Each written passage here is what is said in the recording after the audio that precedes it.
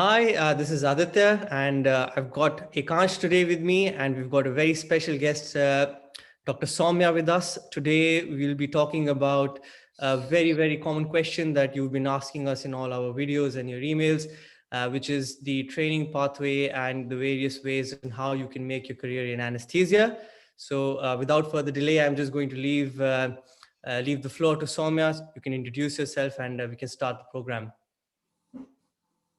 Hi guys, this is Soumya. I am currently working as a specialty doctor at the Christie NHS Foundation Trust, which is a tertiary cancer hospital, one of Europe's biggest cancer centers. I came to the UK in 2018 through the MED MCH program.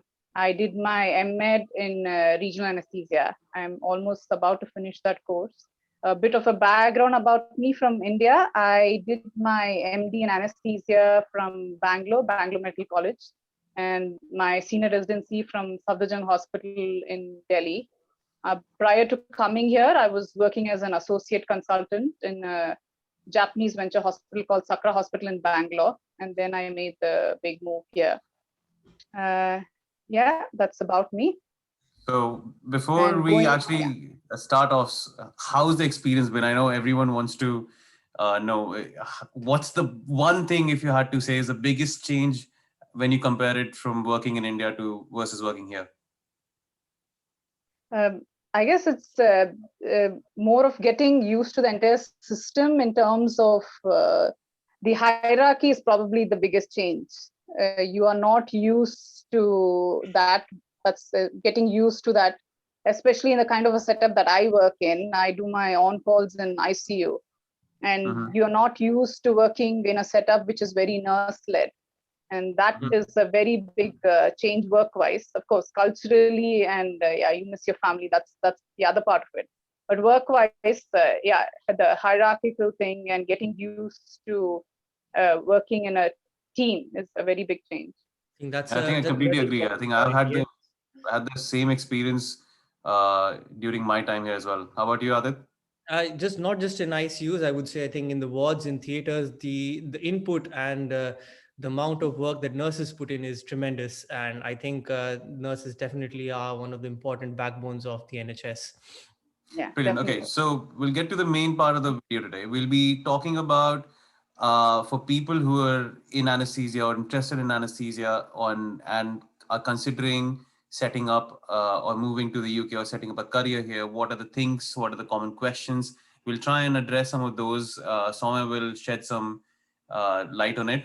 We'll let her have the stage, and Soumya, all yours. Yeah. So yeah, anesthesia probably is, I would say, one of the branches comparatively to the amongst the surgical or the clinical branches. Anesthesia is one of it, which is the move is a tad bit easier, and there are a lot more options in anesthesia to move in. The most common, the main thing you need to sort out is how are you going to sort out your GMC registration. PLAB is the most commonly used route, and the other things are MTI, getting an MTI job where the Royal College of Anesthetists sponsor a tier 5 visa for you, and also they sponsor your GMC, provided you have completed a 3-year training, either your MD or DNB in anesthesia, and they sponsor your GMC, and they get a job for you as well. And they get you here on the pretext that after 2 years you'll go back, and if you have to come back, you have to reapply from India and then come back. And EDAC, if EDAC is another easier route to come, where from India itself you can write this European diploma exam. And EDAC, once you've completed both the parts of your EDAC, at the moment you are eligible to register yourself in the GMC through the postgraduate qualification route. And once you have a GMC, you can apply for jobs through NHS jobs or track jobs, it's now changed to track jobs. And getting anesthesia registrar jobs once you already have a GMC is it's not a big hassle if you make your CV in the right way and things like that. the toughest amongst all is doing the primary FRCA. Because to register to write the primary FRCA, you need to register yourself as an associate member on the Royal College of Anesthetists. How can you and do for that, if you're doing it from India, then without a GMC number, there is a lot of sign-offs that you need to get. The Royal College of Anesthetists it gives the details on its website where you need to get a TTD sign-off and things like that. It is a bit more complex pathway. You can do it from India. I won't say it's impossible, and there are people doing it. There are specific Facebook groups that kind of work towards it. But getting the sign-off to even get yourself registered onto if you give your MC, the primary FRCA again has Part A, Part B. Part A is similar to the MCQ, and Part B is the OSCE bit. So to register yourself, first you need a few sign-off. Then to give the OSCE, to be eligible to give the OSCE, again, it has certain sign-offs to be done. So it is a bit more complex. It's not as easy as somebody who has a GMC registration gets registered. Yeah. Right. So would you say that this is similar to an MRCS for a surgical candidate, but just more difficult way to give the exam? Yeah, but I would say MRCS, giving the MRCS is probably much more easier. And the primary FRCA, just to become associate member of the Royal College, the amount of sign-off that one needs to get itself is a bit more complex. It's like pretty much like how you would get your sign-off for FRCS ortho. It's like you need to have a person who's a fellow of that. Just to, I think, summarize the various ways you mentioned is the PLAB. You can give the PLAB, and then based on your CV, you can apply for jobs, or you can sit for the FRCA, primary FRCA, which is a very difficult route. Thirdly, I think there's the MTI comparatively program. Difficult route, among the options. You got the MTI program, which is a tier 5 visa, which is as compared to a tier 2 a disadvantage. And lastly, of course, there's the MEd pathway through which you came in, that you can come into the UK. Yeah. Okay. Great. Yes. Yeah. I forgot the MEd. Yeah. The MEd pathway it gives you one other thing I forgot to mention here is the advantage of the MEd pathway is it tries to give you a registrar level job in the subspecialty that you choose. Yeah. Again, you need to discuss with your clinical supervisor as to how your job plan will be. But none of these pathways might probably assure you if you are somebody who's looking at a specific subspecialty, and you're very sure that I want it only in that subspecialty, then you need to, then you probably either you have a very good experience in that subspecialty. If you don't have that experience already in that subspecialty in India, then to get a job here in the same subspecialty at a registrar level is a bit difficult. The MEd pathway kind of assures that to an extent. And that happens obviously at cost. So once that happens at a cost. GMC registration and just a small cost. Yeah. So what are so once you've got your GMC and you're in the UK, what are the requirements or the certifications that people can do in this in the anesthetic field to improve their CV?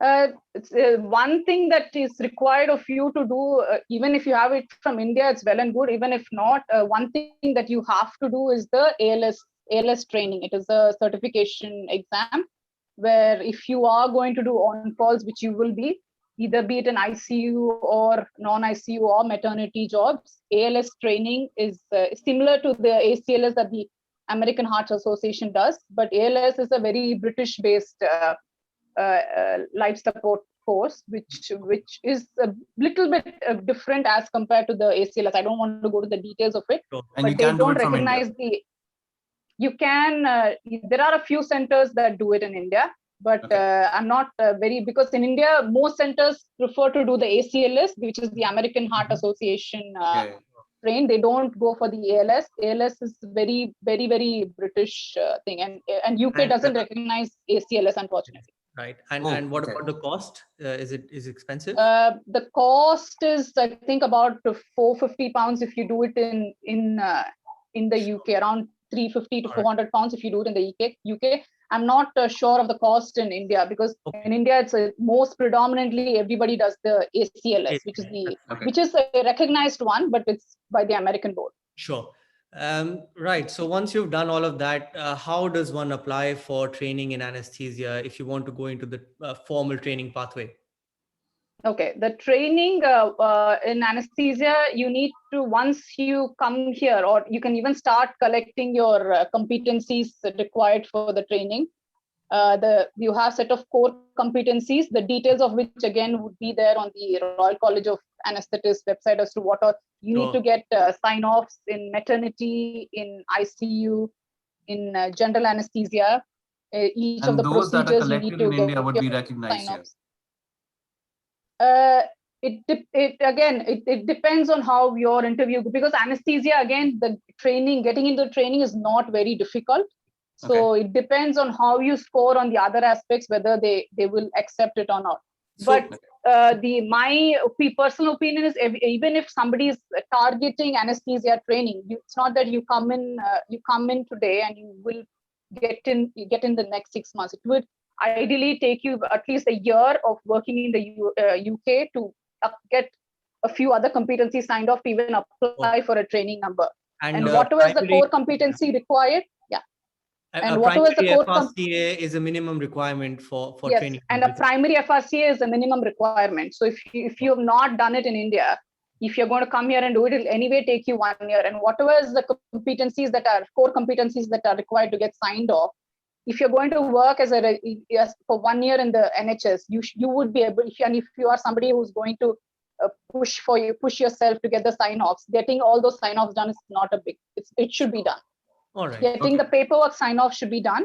And apart from that would be, you need to do 2 audits, which is similar to the other branches. If possible, complete something called as an audit cycle. And if you go through the RCO, the Royal College of Anesthetists website, they will give you details. Imagine if you enter training, how many years is the anesthetic training then? The anesthetic training, if I'm assuming that you have finished your master's in India, MD or DNB, and then you come here, then you start off at ST3. From ST3, it goes up to ST7. So that is 3, 4, 5, 6, 7, 5 years. Okay. Suppose if you are doing dual specialization, you want to do in ICU as well, you can do anesthesia plus ICU, then it goes up to ST8. So that is 6 years. Right. Okay. If there is another pathway called ACCS, where you start from the beginning, that's from ST1 or CT1 level. If you have done MD or DNB in India, you straight away are not eligible for that. Right. You can only have 1.5 years of experience in that field to be eligible. I'm sure you guys would have spoken about it when. Yeah, the same thing like how you have in your surgical path. Absolutely. And so I think we'll just push ahead and just touch up upon one of the few, just in short, can you just tell us a bit about the pros and cons of an MCH versus an MTI versus coming on your own, through applying through a job? Yeah. So see, coming on your own, you need to find a way to sort out a GMC. And it has to be, if you're not even applying for MTI, you need to look at how you're going to sort out doing the PLAB or the EDAC exam. And at the moment, the biggest hindrance to these exams is the amount of people applying for it. So even getting an appointment for these exams, PLAB, I think is almost taking a year to even get to sit the exam. Wow. Same thing with the point of application, EDAC. Yes, and EDAC also I think just about 2 weeks ago, the day they are opening the exam booking, it's getting filled up. So the logistical. So that is something that logistical thing is there. So it depends how quickly you want to come, and that's there. About coming MTI versus the rest of it, because MTI is the only one that is tier 5. The rest of it, if you can sort out your GMC, is going to be tier 2. Sure. And I think most of you must be aware of difference between tier 5 versus tier 2, where tier 2 straight away gives you the pathway to enter the route for permanent residency, while tier 2, while tier 5 is only a 2-year entry visa, after which you need to get back to your home country, switch, and then come back. So that's the major difference between MTI versus, coming to the rest of it. With regards to your training, coming to the rest of training opportunities, is there a difference between MTI or? No, with regards to the training opportunities, not really. MTI versus the rest will be the same. Depends. solely depends on how your trust is, how your clinical supervisor is, what kind of an interaction you've had. Okay. Yeah. Right. Yeah. And Great. about the And MA, about the MEd versus rest of the tier 2 programs, it is about if you are somebody who wants only in one specific subspecialization, but you don't have that experience in India, then MEd will be a pathway, again coming with a cost. Sure. And moving on, you did mention that getting into training is easier, and it's reasonably easier to get a registrar job as compared to other branches. But what is the job scenario here like compared to being an SHO? If you are somebody who is open to working in an ICU, if you're open to, or if you have had experience of working in ICU for on calls, then getting a job, for somebody who already has a GMC, is not very difficult. Again, you need to present your CV as per the job requirements, and in the interview, project yourself that you suit that role. I would, all that tick boxes being met, then getting anesthesia. There are a lot of vacancies in anesthesia that keep coming up. Specifically, if you either through PLAB or EDAC or primary FRC, if you're getting your GMC, then getting a job is not that difficult. Even MTI jobs, they keep coming out every 6 months, so that's not difficult either.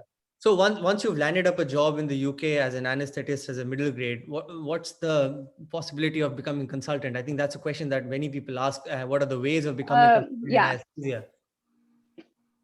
Yeah. So the thing is, the other thing about anesthesia is, if somebody has finished EDAC and they're coming to UK, many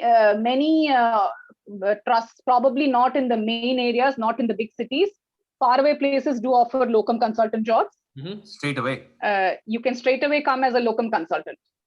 There are trusts that do offer it, but my sincere advice is, please don't choose that pathway, because I'm sure even Ekansh and Aditya will agree to me that don't come into this country straight away as a consultant, because there'll be nobody to help you, and it's a completely different system. At least work for 6 months to a year. Find yourself very exposed. Yes, it is a very difficult system. So work at least 6 months to a year as a registrar, and then you can take up the locum consultant job. That is about a locum consultant. This is not a permanent post. Sure. Yeah. So coming to the permanent post of entering the specialist registrar, the options you have is you can do Caesaring and anesthesia. If you can mention in your interview itself that to your interviewer that I'm interested in pursuing the Article 14. I'm interested in pursuing the Caesar route.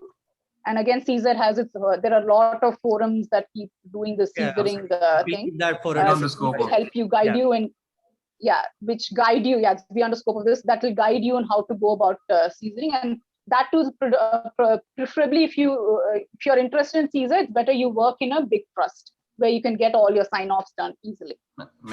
Training is, I just mentioned, training is what will land you the CCT. So these are the pathways where you can become the consultant. Essentially, it's training in CESR. These are the two ways.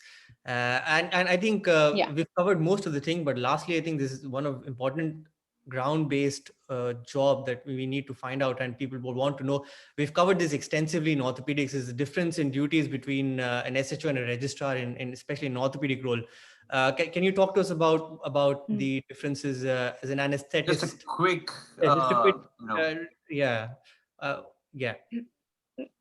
Actually, in anesthesia, there is not a major difference between an SHO and a registrar level job.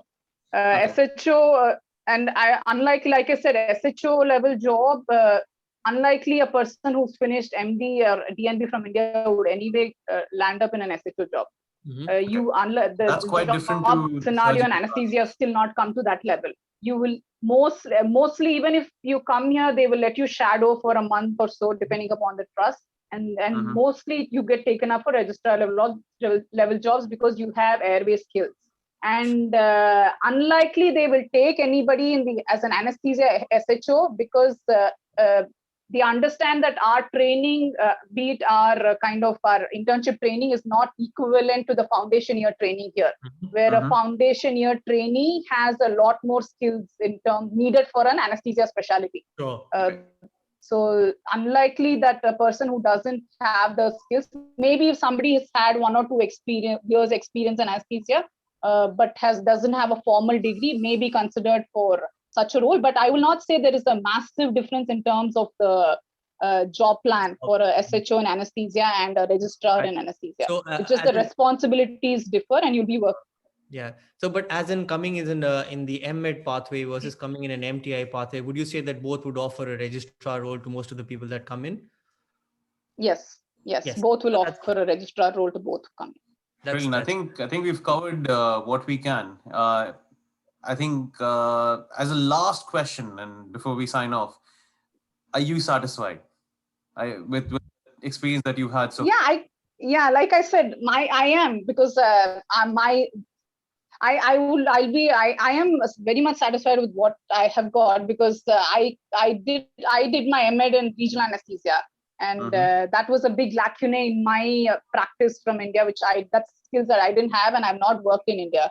So MEd offered me that opportunity in one of the best institutes in the entire country, probably.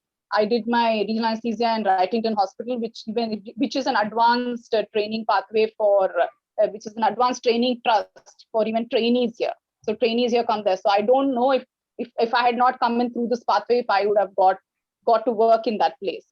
So it just weighs down on individual, how the individual scenario is. You need to speak with person who's offering you the job or the clinical supervisor as to where you're going to get placed.